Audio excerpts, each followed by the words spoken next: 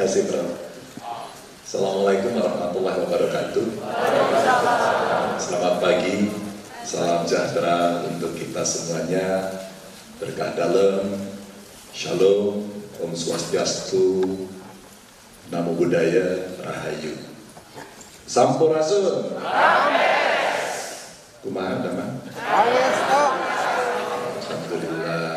Tadi Pak Rektor saya jalan kaki di depan Unpad. Pak Ganjar foto-foto, ternyata dia lagi foto di banner salah satu calon. Iya, anaknya masih ke Unpad. Pelajaran itu, loh, kok itu mirip katanya. Terus dia nyebrang, bersalaman. Paksa dari Magelang, katanya begitu. Jauh-jauh, saya kira dari Rembang, Pak. Ternyata dari Magelang. Pak Rektor, seluruh sivitas akademika Fakultas Parahyangan, saya lihat ada dari alumni Unpad, ada alumni ITB juga ini. Yang hadir, teman-teman mahasiswa yang saya lihat IP-nya. Us luar biasa, 4,3 us. 4,7 us. Bahasa Inggrisnya 10. Waduh. Saya terima kasih, merasa terhormat bisa diundang ke Unpad. Beberapa kali kami diskusi, pernah sekali waktu itu Zoom kalau tidak salah ya. Kita diskusi pada banyak hal dan hari ini saya diminta untuk bercerita soal anak muda. Kalau mau aktif di dalam politik kira-kira oke apa enggak oke ya? Biasanya sinikal sering muncul. Politik menjemukan, politik membosankan, semua dibentur-benturkan, narasinya selalu negatif. Maka butuh anak-anak muda dengan energi baru untuk membuat politik itu asik. Politik itu menarik dan politik itu adalah kehidupan keseharian yang kita mesti ikut terlibat. Maka saya ambil tema kira-kira anak muda kalau aktif politik seperti apa.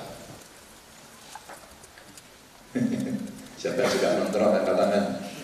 Halo anak nongkrong? Kalian nongkrong semua pasti.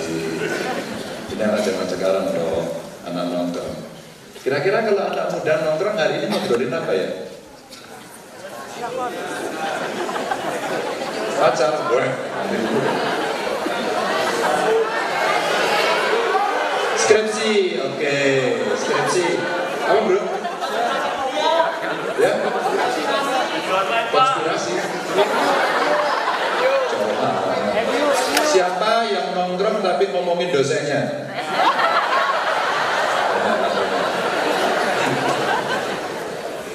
Ini anak nongkrong sekarang. Kira-kira ada nggak ya yang ngobrol begini, ngomongin tentang Indonesia? Ada. Kamu keren banget. Kira-kira apa yang kamu ngobrolin tentang Indonesia? Ya banyak. Apa kira-kira?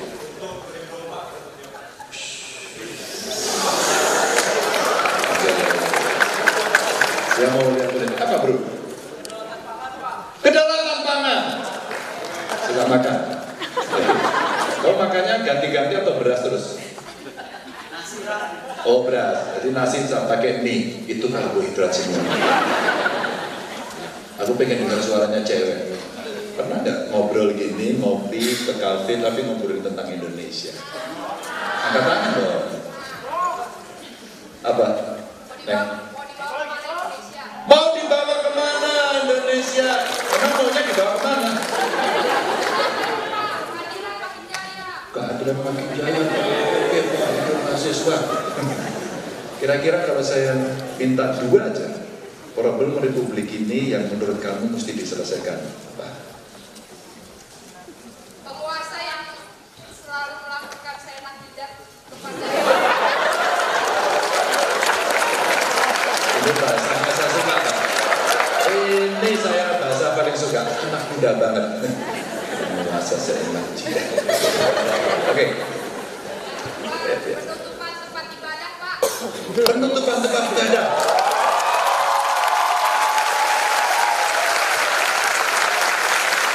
Ya. Fakultas apa nih? Hukum, Pak. Oh. Saya juga pernah mau sekolah itu. Udah pasti nih Pak. Penguasa seenak jidat. Intonasinya nggak gitu ya tadi. Yang kedua, soal kebebasan beribadah. Nah, keren ini. Ini contoh bagaimana anak muda sekarang memikirkan bangsanya dengan narasi dan kalimatnya. Anak muda zaman dulu bagaimana? Lihat aja gambarnya. Dia ngopi juga, dia nongkrong juga.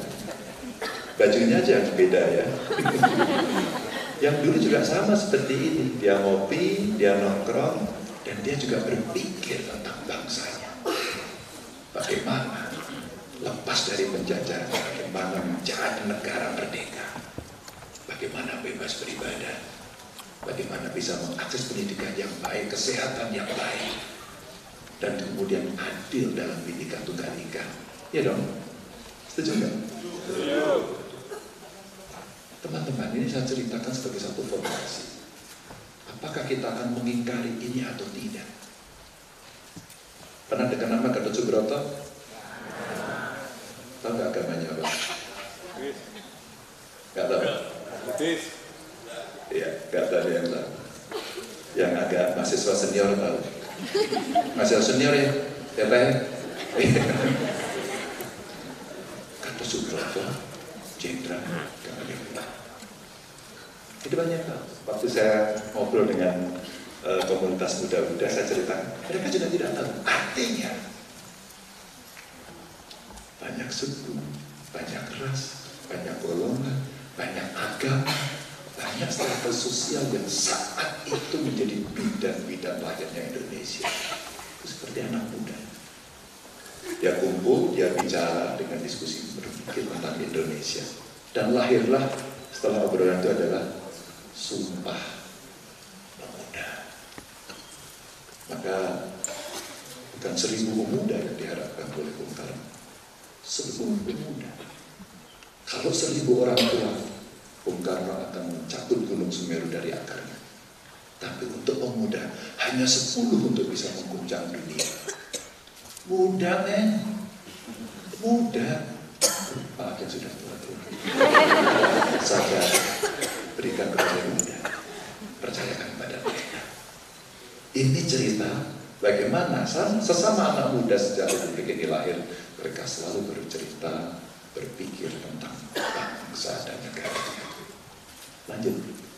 Maka teman-teman, saya mau bercerita dengan yang enteng-enteng saja. Kalau kita bicara anak muda dan politik itu kira-kira usia 17 sampai 39 tahun. Yang merasa usianya 17 angkat tangan. Pak, gak usah ngaku 17 Pak. Yang di depan ini gak mungkin 17 nanti. Ada? Oh, gak ada. 18?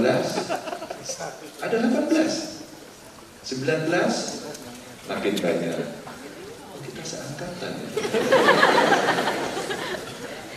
Inilah usia anak-anak muda hari ini, dan kalau kita melihat, kita punya data ini sampai dari CSIS. 91,3% anak muda itu nyoblos waktu itu. Sudah pernah ada yang ikut pemilu? Oke, ya kamu terlihat sudah lebih dewasa. Berarti sudah benar. Ada yang baru mau ikut pemilu, ikut memberikan suaranya besok. Boleh angkat tangan? Oh, kamu akan menentukan nasib bangsa bareng-bareng. Ya. Ada yang tidak ingin ikut nyoblos besok? Biasa Pak, karena golput aja Pak. Ini sikap-sikap yang kita ingin scanning untuk bisa terlibat. Tapi teman-teman saya sampaikan 54% dari semua itu pada pemilu 2024 adalah anak muda. Besok itu yang terlibat anak muda. Dan pas sebenarnya kita menghadapi bonus demografi. Anak muda produktif banyak banget. Di tengah dunia yang sekarang multipolar, di tengah dunia yang sekarang menghadapi disrupsi, di tengah teknologi informasi masuk, maka kita berada di tengahnya untuk bisa bersikap hadapi kolaboratif. Pada satu sisi, kita sebagai warga bangsa yang harus punya sikap. Kita menjadi pion yang dimainkan, atau kita menjadi pemain yang kemudian menggerakkan pion itu. Sebuah opsi. Dan itu butuh confidence. Kita butuh berdaulat. Kita butuh bisa melakukan. Dan itu 54% yang besok akan menentukan. Dan 35,9% anak muda ini rata-rata dia tidak puas dengan sistem demokrasi saat ini. Seenak di jidat dia. Bahasa anak sekarang. Merasa kami juga sih polos bagus gitu ya. Tapi mereka tidak puas. Izin loh. Saya S2 ilmu politik. Saya bertanya, Prof, demokrasi itu sistem? Enggak, demokrasi itu sistem gitu ya. Katanya saya kan sistem. Lalu yang mana the best system belum ketemu? Maka ilmu pengetahuan selalu mencari. Tapi pilihan terbaiknya adalah demokrasi karena semua bisa berpartisipasi. Mungkin teman-teman, kalau tidak terjadi perubahan pada tahun 98, kayaknya saya nggak mungkin deh masuk jadi anggota parlemen di DPR, jadi gubernur. Siapalah saya ini? Tidak punya urut-urutan yang mungkin akan bisa menjual. Saya, Pak Rektor, cek golongan darah saya. Kalau saya cek, merah darah saya. Biru banget. Seperti yang lain semuanya. Apa artinya? Dengan demokrasi kemudian siapapun bisa jadi apapun.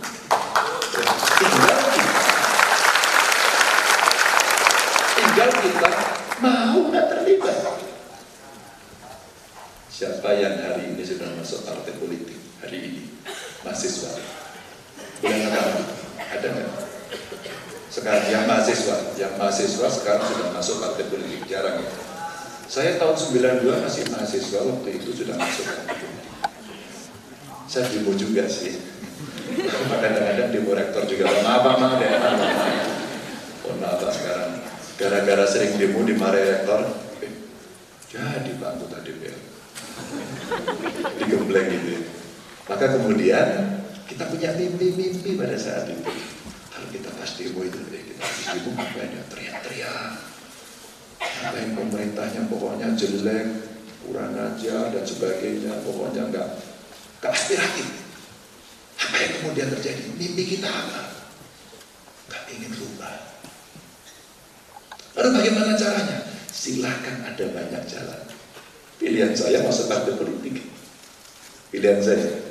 Namun ada dua yang kemudian kita bisa pilih. Anda mau merubah, kalau ingin merubah. Siapa yang ingin merubah? Kamu ingin mengubah Indonesia, ingin mengubah dunia. Wow, boleh juga ya. Tinggal pilihannya. Siapa yang ingin mengubah tapi masuk sistem? Oke, hanya sedikit orang. Siapa ingin mengubah tapi di luar sistem? Oke, yang lain abstain. Itu juga beda demokrasi kan. Saya mencerita dulu kegelisahan saya waktu itu. Kayaknya saya mesti masuk sistem deh. Dengan segala risikonya, apa yang terjadi? Nah, kita bisa cerita dari ideologi turun ke hati. Ada mimpi besar seorang anak muda yang kepingin Indonesia lebih baik. Ideologis. Masuk ke hati kemudian menjadi sebuah sikap. Memutuskan dengan segala risiko. Ya, belajar saya diajari senior-senior saya bagaimana berideologi. Siapa yang harus berpihak dan seterusnya. Maka lahir dari marxisme, berpihak kepada orang kecil. Biasanya mahasiswa punya semangat itu dan kemudian mereka melaksanakan banyak sekali kegiatan. Kemudian saya hitung-hitung, saya coba banding-bandingkan. Ternyata saya gabung di partai politik usia saya 24 tahun. Yang 24 tahun siapa di sini? Gak ada. Oke, 24 tahun. Belum lulus. Gak apa-apa nggak? Saya juga lebih lama lagi. Makanya aja belum tentu ya. 24 tahun saya mulai ikut berpolitik. Masuk DPR usia saya 36 tahun. Obama ya 35 tahun bergabung partai politik duluan saya. Tapi kami berdua sama-sama di usia 36 tahun masuk partai. Jadi saya seangkatan sama Obama. Di usianya waktu mau masuk, gitu. Cuma dia di sana, kita di usianya. Dan kemudian usia 45 saya menjadi gubernur. Kalau Xi Jinping saya lihat ya digabung partai politik lebih muda, dia 21 tahun. 54 tahun anggota Kongres, lebih muda saya. Kemudian 60 tahun dia jadi presiden, dan Obama 48 tahun. Saya bandingkan tokoh-tokoh ini untuk melihat, mudah-mudahan menginspirasi kawan-kawan. Kalau tertarik pada jalur ini, ya kan? Tertarik? Tante tertarik? Tante? Tertarik kan? Ya kan? Tertarik ada jenjang gitu. Lanjut. Maka teman-teman, kalau Anda kemudian ingin berjuang dalam sistem, ada pilihan. Menjadi legislatif atau eksekutif. Ada yang pengen jadi anggota legislatif? Wow, oke. Sepertinya kamu harus saya kader ini. Penting bro, kalau nggak ada mentor, nggak ada kaderisasi, salah bisa reformer. Ada gurunya. Nggak kuliah di Unpar, kamu nggak dapat guru yang baik. Itu kuliah di Unpar dapat guru yang baik. Rektor ya, dosennya, kira-kira mereka pasti akan dipersiapkan menjadi anak-anak yang hebat. Nggak tahu, tanya. Keliru dibetulkan. Ujian nilai F ulang. Kalau Anda usah diulang. Artinya apa? Learning proses menjadi penting. Kalau kamu mau masuk ke legislatif, ini yang dikerjakan. Ada fungsi-fungsinya. Bagaimana soal hak budgeting, oversight, pengawasan, legislasi. Makanya sekolah hukum, sekolah politik menjadi penting untuk tahu ini. Ya. Menyerap dan menindaklanjuti aspirasi masyarakat, dan bagaimana kemudian oversight itu biasanya kalau rapat itu keras. Alumni di sini yang teman-teman saya banyak ya, di Maria ya. Dari sini sekarang wali kota. Toto itu sekarang jadi poster yang cukup berilmu di Indonesia. Tomarwara Sirait, sahabat saya juga, lulusan di sini semua. Dia sih merasa muda terus mereka ini. Gitu. Tapi setidaknya mereka merepresentasikan kemudaan mereka yang kemudian mengambil peran-peran itu. Alumni Unpar.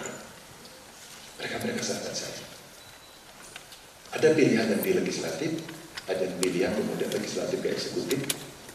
Saya alhamdulillah bisa berkesempatan untuk bisa di dua itu dengan peran masing-masing. Maka ketika peran itu kita dapatkan, apa yang mesti kita lakukan? Ideologi tadi untuk ke hati, ya teman-teman. Maka saya mencoba mendorong. Ketika saya jadi legislatif apa ya? Ada cerita Pak Rektor, Ibu Bapak dosen, teman-teman. Waktu itu kita berdebat undang-undang kewarganegaraan. Karena banyak sekali orang yang lahir di Indonesia pada saat itu nggak bisa mendapatkan kewarganegaraannya. Waduh, tiap hari ke imigrasi. Boleh dikata begitu. Ya nggak tiap hari lah ya, ada temporer. Kemudian kita bicarakan, mereka yang kawin campur, orang Indonesia dengan orang warga negara asing, ini wabil khusus yang perempuan ya. Itu kalau terjadi persoalan, perempuannya mesti rugi, dirugikan. Karena regulasinya tidak bisa memproteksi itu. Akhirnya apa? Kita berjuang agar itu bisa lolos. Dan akhirnya mereka sekarang mendapatkan proteksi itu, mendapatkan kemudahan itu, dan anak-anaknya terlindungi, sampai kemudian anak-anak dari perkawinan campur dalam arti antara orang Indonesia dengan orang asing bisa mendapatkan tujuh kewarganegaraan terlindungi. Maka kita di legislatif pun bisa fight. Saya terharu pada saat saya menyampaikan cerita ini di salah satu talk show waktu itu di UGM. Tiba-tiba saya dikontak dari Kanada dan sampaikan, Mas Ganjar masih ingat itu ya? Ingat saya enggak? Saya di Kanada. Nah, iya. Yang mana ya dulu ya gitu ya. Kemudian saya cek lagi, oh iya dulu ya bawa anak-anak kecil, iya itu saya gitu. bisa mendapatkan itu. Jadi ada perjuangan, ini salah satu contoh. Atau menjadi eksekutif. Kalau ini dulu menjadi idealisme saya, seandainya saya bisa mengambil keputusan sebagai eksekutif, apa yang kita lakukan? Ya, ada pengalaman masa lalu, ada ilmu pengetahuan, ada masukan-masukan, maka bisa kita lakukan. Seperti ini. Bagaimana kemudian birokrasi yang melayani, birokrasi yang berintegritas. Maka kita buatkan dengan e-budgeting, kita bisa hemat 1,2 triliun. Membangun birokrasi yang kemudian bisa melayani dan berintegritas. Gampang. Atau barangkali, karena saya berangkat dari keluarga yang tidak mampu, bagaimana bisa mengakses pendidikan? Saya cari, ada berapa keluarga miskin yang anaknya tidak bisa mengakses pendidikan. Kita buatkan SMK gratis. Hari bisa semakin betul. Mereka bisa bekerja, menjadi tulang punggung keluarga, akhirnya kemiskinannya bisa diselesaikan oleh anak-anak yang sekolah. Atau barangkali mereka tidak punya rumah dan tidak pernah bermimpi mendapatkan rumah karena penghasilannya yang kecil dan mahal. Mereka masuk kategori yang miskin. Itu dulu. Akhirnya apa? Kita buatkan, kamu bisa beli tanah, saya bangunin rumah. Kita buat, beli tanah dapat rumah. Pak, terima kasih Pak, akhirnya saya bisa dapat rumah. Rumah kemudian menjadi sesuatu yang mereka banggakan. Teman-teman, saya mau cerita saja. Dimanapun kita berjuang pakai jalur apapun, ketika kita punya orientasi kemana kita akan berpindah, meskipun tidak semuanya bisa diselesaikan, tapi keputusan-keputusan penting bisa kita lakukan dengan idealisme, dengan misi yang kita bawa. Lanjut. Maka teman-teman, kalau teman-teman berada pada pilihan yang lain di luar sistem, boleh kok. Ada mau ikut menjadi civil society yang mengawasi, kadang-kadang menjadi pressure group. Kalau kemudian jadi pressure group, Anda bisa bicara banyak sekali. Ada ormas mungkin, sociopreneur mungkin, membangun komunitas mungkin, yang peduli pada kelompok-kelompoknya, itu pun bisa dilakukan. Yang penting kita positif untuk bisa berkontribusi pada bangsa dan negara ini. Jangan biarkan jalan sendiri, karena kita mesti berpartisipasi. Maka dengan cara apa? Macam-macam. Saya ingin melaporkan Pak sebagai bentuk partisipasi. Oh iya, laporan satu pintu bisa enggak? Kami ingin Pak ada teknologi yang terintegrasi, maka kalau ada problem di masyarakat, sayalah yang akan menjadi agen untuk membantu menyelesaikan mereka. Ya. Atau barangkali kita akan melihat bagaimana keterbukaan data, tapi transparan yang tidak telanjang. Beda ya.